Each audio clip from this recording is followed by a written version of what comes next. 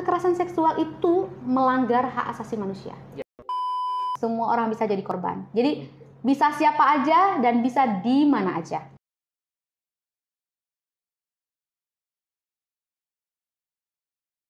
Assalamualaikum warahmatullahi wabarakatuh. Selamat pagi sahabat Yara dimanapun Anda berada hari ini. Kembali lagi bersama saya Syarif di acara podcast Tokoh Publik. Nah, di hari ini lembaran hari Rabu tanggal 29 Juni 2022, hari yang sangat luar biasa karena hari ini saya mengundang narasumber dari Kontras, yaitu Azharul Husna, Kadif Advokasi dan Kampanye Kontras Aceh. Tentunya hari ini kita akan mencoba membahas dan mendiskusikan ini. Bagaimana sih kekerasan seksual terhadap perempuan dan anak dipandang dari perspektif HAM ini. Memang teman-teman di Kontras itu sangat concern ya di bidang HAM. Tapi sebelum kita masuk ini Mbak Nana, saya panggilnya Mbak Nana, nggak panggil Kak Azharul, Mbak Nana aja. Agak susah juga kalau dipanggil Azharul. Betul-betul, jadi kita panggilnya Mbak Nana. Jadi saya sebelum masuk lebih jauh tentang topik pembahasan kita, mungkin bisa nggak dijelaskan sebenarnya Kontras itu apa sih sebenarnya? Oke. Terima kasih Syarif. Halo rekan-rekan Yara sekalian, saya Nana dari Kontras Aceh. Jadi Kontras itu adalah satu organisasi ya, itu singkatan dari Komisi untuk Orang Hilang dan Korban Tindak Kekerasan. Sejatinya ini adalah satu organisasi yang bekerja untuk isu pemenuhan hak asasi manusia. Sudah ada sejak tahun 1998. Wow. Jadi kita udah kerja dari masa konflik dulu. 98 itu masih eranya Soeharto. Benar. Jadi waktu itu juga masih banyak sekali pelanggaran HAM di Aceh, orang hilang, disiksa, macam-macam. Jadi memang dia lahir, mandatnya memang untuk orang hilang. Jadi jadi saya pernah juga dapat informasi katanya Kontras itu juga ada kepanjangan kontra terhadap Soeharto. Betul seperti itu? S-nya kan besar itu. Kontras, S-nya besar. Apa betul kan Mbak Nana? Iya, sebenarnya itu adalah kan lambang ya, iya, maksudnya betul. waktu itu lambang sebuah rezim. Jadi kontra terhadap rezim yang menindas. Nah, itu. Oh, itu dia. Berarti itu tadi teman sahabat Yara sudah tahu kan Kontras itu apa dan juga tidak jelaskan lebih spesifik. Nah, kita coba masuk lebih secara perlahan ini tentang topik kita. Ini bagaimana Mbak Nana pendapat Mbak Nana sendiri terkait meningkatnya kasus kekerasan terhadap perempuan dan anak di Aceh ini khususnya? Benar, oke. Pertama-tama kita bicara soal kekerasan, gitu ya. Yeah. Ketika orang bicara soal kekerasan, artinya ada satu upaya paksa. Yeah. Nah, itu dia yang disebut kekerasan. Menimbulkan rasa tidak nyaman di korbannya. Yeah, betul. Nah, itu. Jadi ada ketidakrelaan, tidak nyaman, unsur paksa. Nah, itu kekerasan.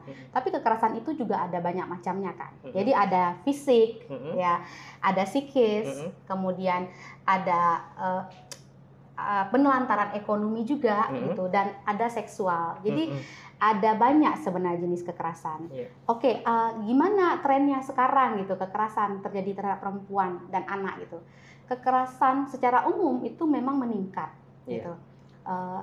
Lebih-lebih kekerasan seksual, lebih-lebih kekerasan seksual terhadap anak, gitu. Jadi trennya tuh makin lama tuh makin tinggi, gitu.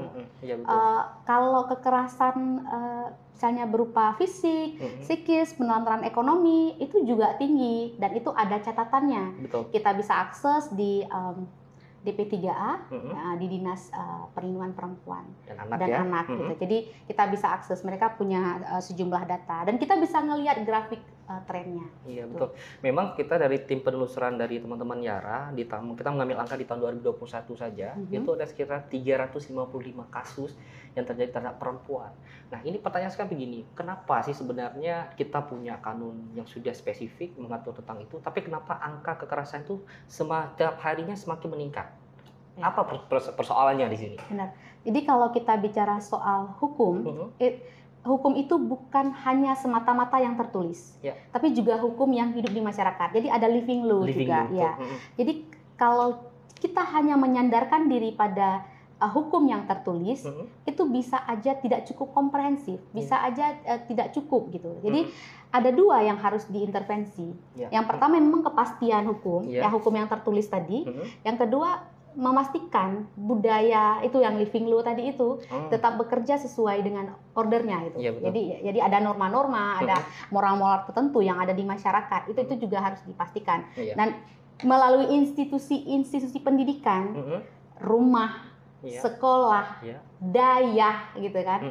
Kan ada banyak tuh termasuk majelis-majelis taklim, termasuk forum-forum khotbah Jumat gitu. Jadi itu memastikan semua tempat pendidikan publik itu diisi dengan pendidikan untuk ramah terhadap perempuan, perlindungan terhadap perempuan, itu adil dan tidak zolim macam-macam. Nah itu jadi semua tempat harus dimaksimalkan. Oh, apakah kalau itu sudah baik, berarti kita tidak perlu hukum tertulis? Perlu juga.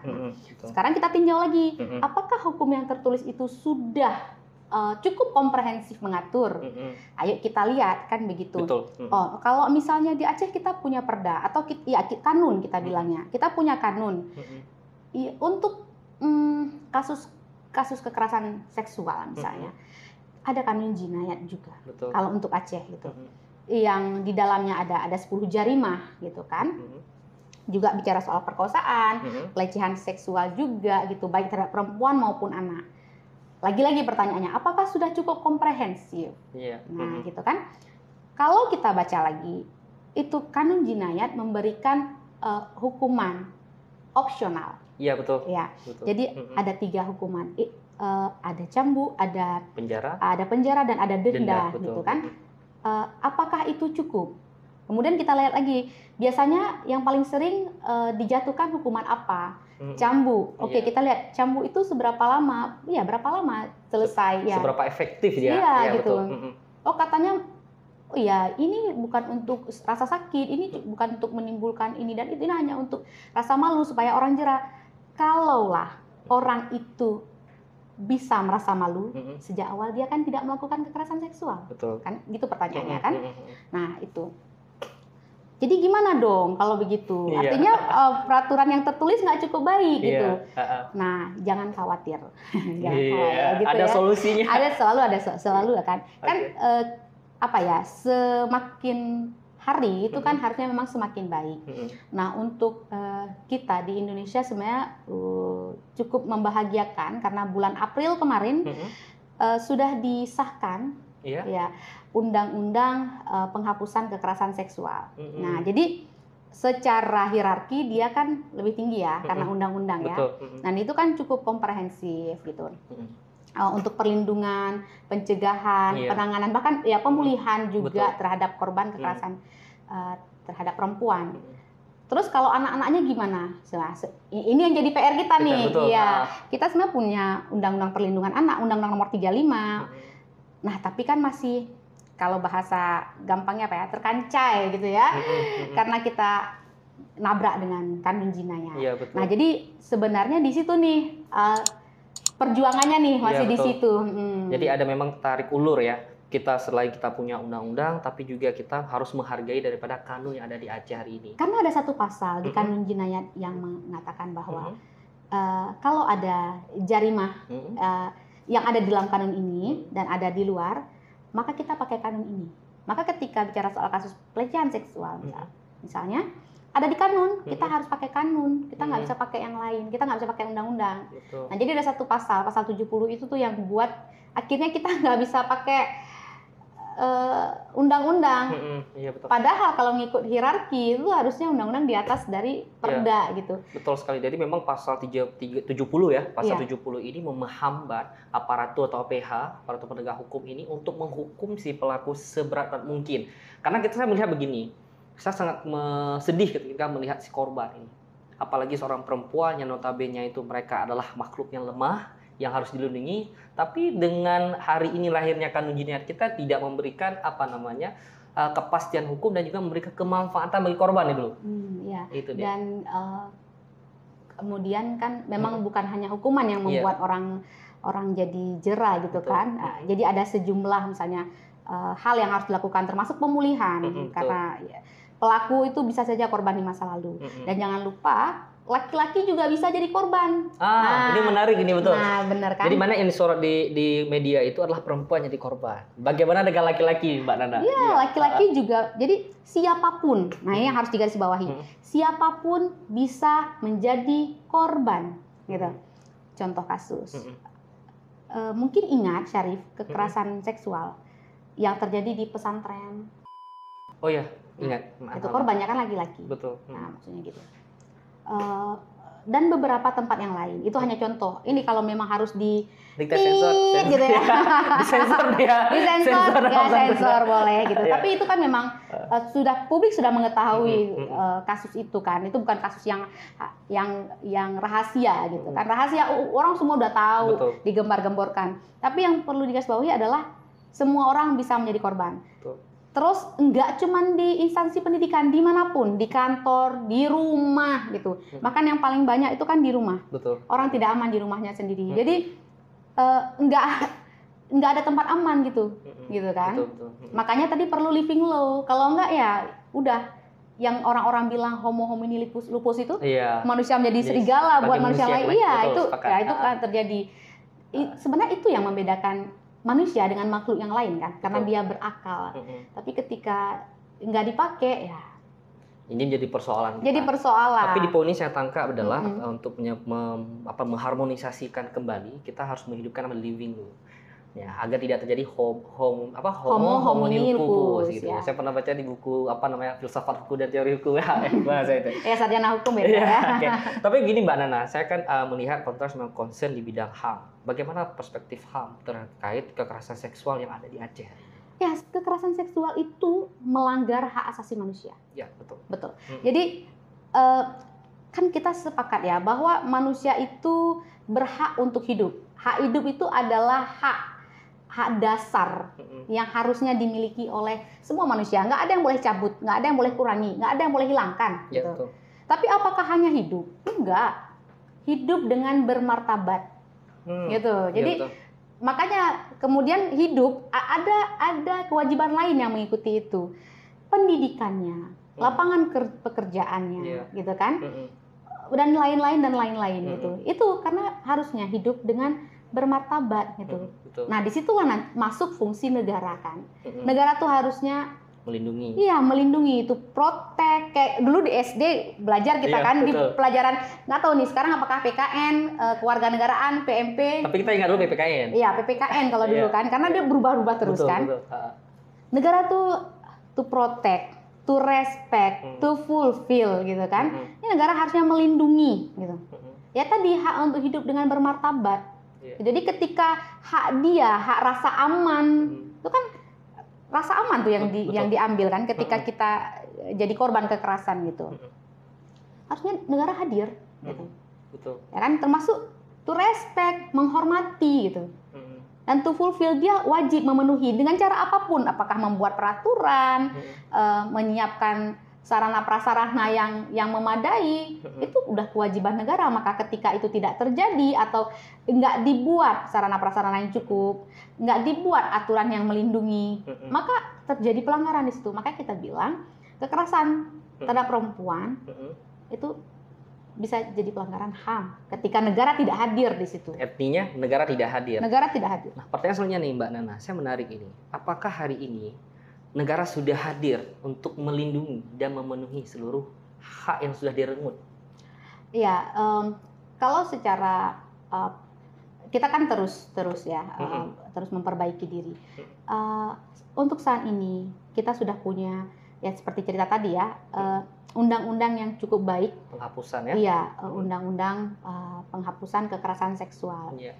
Nah, tapi undang-undang ini kan juga baru disahkan gitu ya. Jadi kita mungkin masih banyak hal yang harus disiapkan juga kan. Tapi itu sudah cukup baik. Negara sudah berusaha hadir walaupun agak lama. Itu cukup lama ya. Walaupun proses politiknya panjang. Panjang sekali, bertahun-tahun gitu. Satu. Yang kedua, sebenarnya kita kan udah punya pusat layanan ya.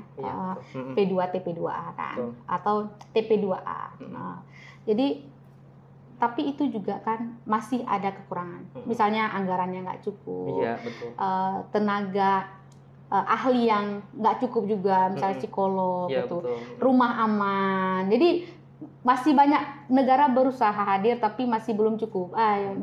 Harus lebih kayak gitu. Betul. Masih banyak kurangnya. Berarti intinya hari ini negara ada usaha lah, ada usaha untuk nggak kata usaha? Nggak bisa kayak tepat nggak kalau saya gunakan kata usaha nih? Berusaha. Negara itu kan dia punya segalanya, ya kan, ya kan. kan tanah air semua dikelola itu kan untuk rakyat. Betul. Dia punya segalanya. Jadi dia harusnya bukan usaha, tapi memang dia pemegang tanggung jawab. Harus bertanggung jawab untuk itu. Iya. Karena dia punya segalanya. Betul. Jadi bukan berusaha, dia harus hadir, harus bertanggung jawab untuk memenuhi itu. Iya, betul. Berarti kata usaha tidak tepat ya. Tidak tepat. Berarti memang itu wajib hukumnya. Wajib hukumnya. Iya, betul memang. Tapi begini, saya melihat hari ini dinamika yang terjadi di Aceh hari. Dengan adanya kanun jinayat, maka saya melihat angka kekerasan ini semakin hari meningkat. Nah, sebenarnya apa yang teman-teman kontras sudah mengadvokasi ya? Sebenarnya apa sih yang diadvokasi oleh teman-teman kontras terkait adanya kanun jinayat yang ada saat ini? Bukan cuma teman-teman kontras, organisasi masyarakat sipil ya, sama-sama sedang mengadvokasi revisi kanun jinayat. Betul. Sudah masuk prolegda. Alhamdulillah itu udah masuk tadi. Udah, jadi awal tahun kemarin itu sudah dia masuk prolegda 2022. Jadi tahun ini masuk prolegda dan ini sedang proses.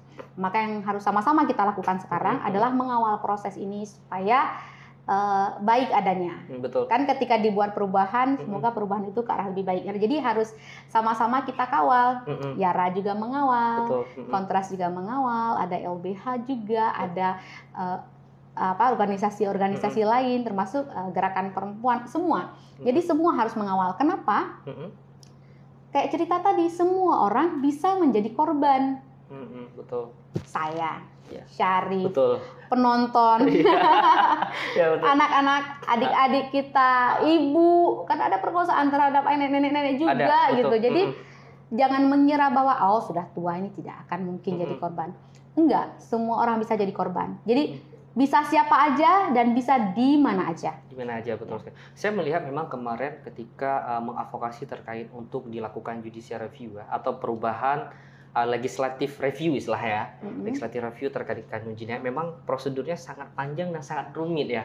Ya betul, memang banyak sekali para tokoh-tokoh dari kalangan ulama ataupun akademisi Aceh yang memang pada saat itu mereka menolak, betul tidak? Ya. Masih sangat menolak terkait untuk dilakukannya legislative review terhadap kanun jinayat. Namun hari ini mengapa bisa masuk ke dalam prolegda hari ini? Apa dasarnya hari ini sehingga membuat kanun ini menjadi gagah ataupun kuat dan meyakinkan DPR untuk dilakukanlah revisi gitu? Iya, jadi yang namanya revisi kan perubahan untuk lebih baik. Betul. Gitu. Kanun jinayat itu memang sudah mengakomodir beberapa hal, dia banyak hal kan, banyak sisi kan. Mulai jadi judi gitu kan. Iya, banyak. Macam-macam ya kan. Termasuk kekerasan seksual. Tapi kemudian kita kan dihantam oleh kenyataan bahwa angka kekerasan seksual terlebih terhadap anak nih. Terhadap anak itu kan semakin hari semakin tinggi satu. Dan kanun jinayat itu memang nggak cukup baik untuk mengakomodir itu. Terlebih juga tidak ada poin pemulihan di dalamnya. Iya, betul. Ya, jadi ada beberapa kekurangan. Tapi jangan dipandang ini sebagai hal yang negatif ya. Justru kita melihat ini untuk peluang buat itu jadi lebih baik. Betul. Gitu. Ketiga, ada undang-undang yang bagus juga nih gitu. Ada undang-undang perlindungan anak yang cukup komprehensif. Betul. Ya kan, undang-undang kan perubahannya di Undang-Undang Nomor 35 tahun 2014. Betul. Ya kan. Nah, itu juga cukup baik. Maka memang menggunakan undang-undang itu lebih baik.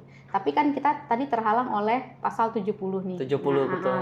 Maka ini kita sedang dalam proses, belum tahu ini draftnya bagaimana terkait dengan revisi kanun jinayat. Kalau dari kami itu memang mendorong supaya pasal mengenai kekerasan seksual terhadap anak itu dicabut. Jadi karena untuk anak kita punya undang-undang yang lebih komprehensif. Mbak Nana, saya menarik ini kan dari dulu saya memang sebelum adanya isu untuk direvisi terkait kanun jinayat ini, memang sebenarnya substansi yang diatur di dalam kanun jinayat seharusnya adalah menganut tentang perihal pelanggaran sebenarnya. bukan berbicara soal kejahatan. Kekerasan seksual itu kalau dalam hukum pidana dia dimasuk dalam bab kejahatan. Saya sepakat dengan apa yang Mbak Nana sampaikan tadi. Memang itu harus dicabut, dikeluarkan dia dari kanun jinayat. Kenapa? Supaya roda hukum kita di sini bisa memberikan azas kepastian tadi. Saya melihat banyak sekali begini. Ketika seorang pelaku ini ayahnya sendiri. Ketika sudah dicambuk, misalnya 100 kali dalam 1 hari, otomatis dia pulang ke rumah. Nah, bagaimana anak yang jadi korban ini, tekanan batinnya ini? Ini yang saya lihat selalu nih. Ini bagaimana perspektifnya nih? Iya benar. Nah, itu yang kita bilang tadi miss di kanun jinayat. Perihal pemulihan, ya kan? Itu kan tidak diatur dengan baik di situ. Kita mungkin agak miss bagian trauma, bahwa trauma itu dia bisa merusak kehidupan anak-anak juga. Bahkan itu bisa berpotensi sifatnya jangka panjang. Iya, jangka panjang dan berpotensi menyebabkan korban jadi pelaku di masa depan. Betul. Jadi kalau tidak diintervensi dengan baik, itu jadi masalah baru di masa depan. Bayangkan kalau dulu Aceh itu hancur karena tsunami, boleh jadi kalau kita nggak tepat menangani ini, Aceh akan hancur lagi dengan tsunami kekerasan seksual gitu. Nah, itu yang harus kita waspadai gitu. Sehingga memang itulah kenapa tadi saya ajak, ayo sama-sama kita kawal revisi kanun jinayat ini, karena kalau kita mau proyeksi ke depan itu sangat mengerikan nih kalau nggak mulai dari sekarang nih kita coba intervensi, kita coba jaga gitu. Betul. Karena memang saya concern melihat kalau misalnya hanya penerapan cambuk bagi pelaku kekerasan seksual itu bagi saya tidak ada keadilan di sana, ataupun rasa keadilan pun tidak ada di sana. Karena kenapa? Kalau kita melihat dari perspektif hukum pidana ada namanya pembalasan atau balas dendam. Nah, jadi seorang pelaku harus diberikan hukuman yang seberat-berat mungkin. Seandainya kita bilang ini, mungkin ini asumsi saya, mungkin meningkatnya angka kekerasan seksual di Aceh ini karena hukumannya ringan. Saya mengasumsikan bahwasanya hukuman cambuk ringan. Karena tidak seperti kita bayangkan, tidak cambukan seperti kita lihat di Arab Saudi. Di Aceh sangat ringan ya. Malahan si pelaku ini malah ketawa-ketawa, dia tidak ada rasa malu yang esensia dari kanun ini untuk memberi rasa malu, tapi tidak ada rasa malu. Dari awal memang udah nggak malu. Iya betul, betul sekali. Oke, Mbak Nana begini Mbak Nana, saya mau masuk lebih serius lagi nih tentang residivis. Saya melihat banyak sekali residivis. Dia merasa tidak kapok terhadap apa yang dia perbuat, malahan dia tidak merasa ingin merubah dirinya lebih baik. Sepakat tidak nih Mbak Nana untuk memberikan hukuman kebiri bagi orang melakukan residivis? Ya, soal kebiri ya. Bicara soal residivis ini kan di Aceh itu ada banyak sekali pelaku residivis KS gitu. Ada banyak, bahkan mungkin kalau sahabat Yara ingat kasus Diana, itu salah satu pelakunya itu residivis. Iya, Diana. Iya, ya, itu pelakunya residivis juga. Untuk hukuman kebiri. Yang perlu diingat adalah kebiri itu kan memasukkan sejumlah zat kimia yang menyebabkan hilangnya kemampuan kemampuan otot gitu ya, otot bawah gitu ya. Betul. Jadi tapi mungkin ada yang miss di situ, misalnya begini, bahwa kekerasan seksual atau kekerasan seksual ya, bisa perkosaan, bisa macam-macam bentuknya, itu kadang-kadang tidak hanya menggunakan penis gitu. Ada orang-orang tertentu atau fetis tertentu yang merasa cukup dengan menggunakan alat lain. Betul. Ya. Mungkin ingat kasus di Sumatera yang menggunakan cangkul misalnya. Iya, betul. Ada yang menggunakan kain, ada yang macam-macam gitu. Sehingga hanya mematikan fungsi penis itu tidak semata-mata, tidak serta-merta itu menyelesaikan kasus kekerasan seksual gitu. Betul. Gitu. Secara cepat mungkin iya, bahwa ya udah dikebiri saja gitu kan. Tapi ya ini karena itu kerja otak kan. Iya. Ya maksudnya itu kerja otak gitu. Domainnya si otak nih. Iya gitu. Itu kerja otak sehingga mematikan fungsi teknis itu nggak serta merta mematikan perbuatan atau tindakan kekerasan seksual. Iya, karena dia bisa pakai cara lain. Betul. Pakai jari, pakai tangan, pakai jari, pakai alat lain gitu. Iya, jadi tetap dimungkinkan, tetap satu. Yang kedua, makanya sebenarnya kita menekankan hal lain gitu. Hukuman adalah satu hal, ya kan? Pemulihan juga perlu, sehingga pemulihan itu bukan cuma ke korban, tapi juga ke pelaku. Karena kayak tadi, boleh jadi dia adalah korban di masa lalu. Tapi ingat bahwa ini bukan berarti kita membenarkan atau memaafkan atau menganggap itu selesai, bukan. Betul. Tapi untuk memotong rantai juga ini. Betul. Ya, memberikan efek jerah itu ada banyak caranya gitu kan. Tidak hanya dengan kebiri ya. Tapi bagaimana pandangan HAM bagaimana nih dengan hukuman kebiri? Ini agak simpang siur juga ya, karena kan juga dianggap sebenarnya tidak menyelesaikan. Beberapa pakar menganggap itu tidak menyelesaikan masalah, karena seperti yang tadi kita bicarakan, itu nggak serta-merta membuat orang tidak lagi melakukan kekerasan seksual, sehingga kebiri boleh jadi bukan jawaban untuk menyelesaikan kasus kekerasan seksual di kita gitu. Memberikan kepastian hukum itu satu mungkin yang harus dilakukan. Yang kedua, living law. Jadi kerja-kerja budaya juga itu penting gitu. Dan harus lintas sektor ya gitu. Jadi nggak bisa hanya dilakukan oleh dinas perlindungan perempuan, DP3A, perlindungan perempuan, nggak bisa. Jadi dia harus lintas sektor. Semua dinas, instansi pemerintah gitu ya, semua tempat gitu ya, itu harus memastikan tempatnya aman. Jadi itu tanggung jawab semua orang. IARA harus memastikan kantor ini aman dan ramah buat perempuan. Memastikan tidak ada satupun stafnya gitu ya yang melakukan pelecehan, yang melakukan kekerasan, mulai apakah itu verbal, ya kan, atau kemudian seksual, tindakan ya. Jadi harus dipastikan. Iya, betul. Berarti memang Mbak Nana harus dimulai dari lingkungan kita tersendiri, dan juga melibatkan seluruh instansi ya. Semua, jadi multi ya, jadi semua lintas gitu. Jadi kalau semua tempat, semua instansi ya, itu udah memastikan dia bebas gitu ya. Kami bebas dari kekerasan gitu misalnya. Mulai dari individu-individunya dan kantornya punya SOP mungkin atau aturan, itu penting gitu. Tapi nggak cuma di atas kertas, dalam tindakan. Termasuk memberikan sanksi kalau ada staf yang ketahuan melakukan pelecehan seksual, di-ban. Kejam di ban. Harus di ban gitu. Nggak akan bisa kerja di tempat lain karena menjadi pelaku kekerasan seksual. Tapi ada catatannya. Harus ada catatannya. Nah, itu jadi salah satu ikhtiar kita untuk memastikan ini jadi tempat bersih. Iya, betul. Gitu. Jadi perempuan merasa aman dan nyaman. Tapi kayak tadi lagi, apakah laki-laki bisa jadi korban? Bisa. Jadi siapapun harus merasa aman ada di sini. Ya, intinya nggak hanya perempuan tapi laki juga bisa menjadi korban dari kekerasan seksual. Nih, Mbak Nana, ini mungkin saya sedikit sharing kan. Jadi memang saya melihat dari korban-korban terhadap kekerasan seksual ini kebanyakan adalah perempuan dan anak, itu pasti. Tapi begini Mbak Nana, ketika ada suatu peristiwa, namun dari pihak keluarga ini enggan untuk melaporkan perkara ini ataupun untuk meminta perlindungan hukum ini apa yang sebenarnya terjadi di budaya Aceh kita hari ini? Ada banyak sih, ada banyak hal. Satu, tidak ada kepastian. Kepastian di bagian apa, Mbak? Kepastian hukum. Kepastian hukum, oke. Jadi misalnya beberapa kasus di Benar Meriah, ketika kita mendengar mereka mencabut kasusnya misalnya. Di SP3 kan?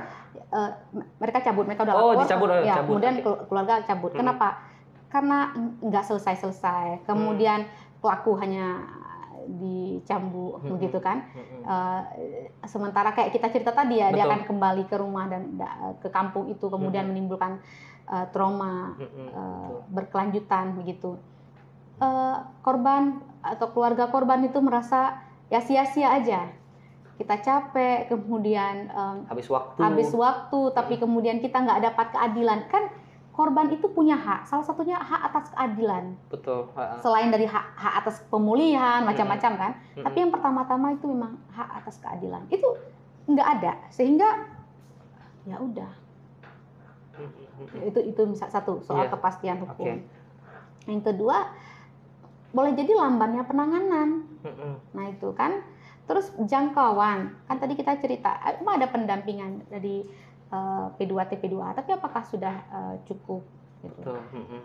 Dengan segala keterbatasan. Itu jangkauan juga gitu. Jadi ada banyak sisi. Nah, UU PKS itu baru aja kan, baru aja disahkan gitu. Kita belum melihat lagi aplikasinya bagaimana gitu. Apakah sosialisasinya sudah sampai ke tahap bawah gitu. Belum lagi yang ini untuk kekerasan seksual terhadap anak kan kita masih tetap akhirnya masih tetap pakai kanun kan, karena belum posisinya belum jelas ini kan. Jadi ketidakpastian hukum itu jadi salah satu dasar. Tapi juga termasuk perspektif APH. Ya, para penegak hukum juga itu penting. Satu lagi sebenarnya, masyarakat tidak terpapar informasi bahwa ketika mereka membutuhkan bantuan, ada loh, ya kan, lembaga-lembaga yang memberikan bantuan hukum. Nah, itu juga kan, kadang-kadang masyarakat perlu konsultasi, perlu nanya, perlu tahu, maka itu harus sampai, gitu juga, gitu kan. Di kampung mungkin kita nggak punya pusat informasi soal kalau terjadi sesuatu yang berkaitan dengan, maka Anda bisa. Atau mungkin boleh jadi di desa itu ada satu call center ya.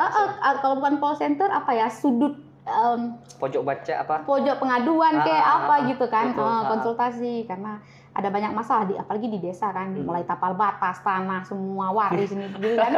Kalau di sana kan Pak Kecil jadi orang yang segala tahu gitu kan. Nah, jadi memastikan informasi-informasi begitu tuh nyampe di kampung tuh penting gitu. Dan termasuk mengembalikan kepercayaan masyarakat bahwa negara kita atau pemerintah kita sudah cukup baik kok gitu. Tapi kan mereka melihat mungkin ada tindakan-tindakan yang lancung, jadi yang kayak wah kami udah nggak percaya nih. Nah, gitu kan bisa aja kan. Atau ada yang mungkin agak curang, misalnya meminta uang atau apa kepada masyarakat, udah miskin dimintain duit, misalnya itu kan juga jadi praktek lancung juga kayak ya nggak ada uang ya sudahlah gitu. Jadi sebenarnya ada banyak sisi yang harus kita sorot dan sisi-sisi ini ya ini jadi poin perbaikan sebenarnya. Jadi ketika kita tahu kurangnya, berarti harus diperbaiki. Jadi jangan dilihat sebagai wah banyak kurangnya nih berarti enggak, tapi banyak kurang nih ya kita perbaiki. Ya, intinya semua elemen terjun lah untuk memenuhi kepastian hukum dan juga kemanfaatan. Baik Mbak Nana, mungkin di terakhir ini saya mau nanya, maksudnya apa sih harapan Mbak Nana dan juga yang dilakukan oleh kerja-kerja kontras hari ini? Saya sangat bersyukur nih masuk ke Prolegda Kanun Jinayat. Nah, apa nih harapannya ke depan?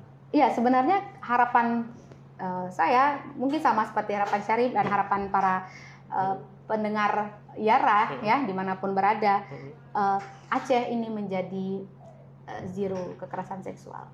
Itu intinya zero kekerasan seksual. Ya. Baik, Mbak Nana, terima kasih banyak. Kita sudah banyak berdiskusi tentang kekerasan seksual terhadap perempuan dari perspektif HAM, dan juga kita sudah melihat dari bagaimana penerapan kanun jinayat kita, dan hari ini sudah masuk dalam Prolegda. Dan kita berdoa bersama-sama, kita kawal bersama-sama. Semoga ini bisa tercapai ya. Aku boleh kasih closing statement? Boleh, silakan. Rekan-rekan sekalian, mungkin kita harus look in ke dalam diri kita. Kita harus ingat lagi, Aceh ini sudah pernah hancur 2 kali ya. Yang satu karena perang, lalu ada perdamaian di tahun 2005. Lalu kita ada tsunami yang besar gitu. Tentu kita tidak menginginkan Aceh ini hancur sekali lagi, dan hancurnya itu karena kekerasan seksual. Maka kami mengimbau, ayo kita kawal revisi Kanun Jinayat ini supaya cukup baik dan komprehensif untuk perlindungan anak di Aceh. Oke, terima kasih Mbak Nana untuk waktunya dan juga closing statement-nya. Tapi saya nggak mau kalah juga nih, sahabat Yara. Saya juga punya closing statement untuk hari ini.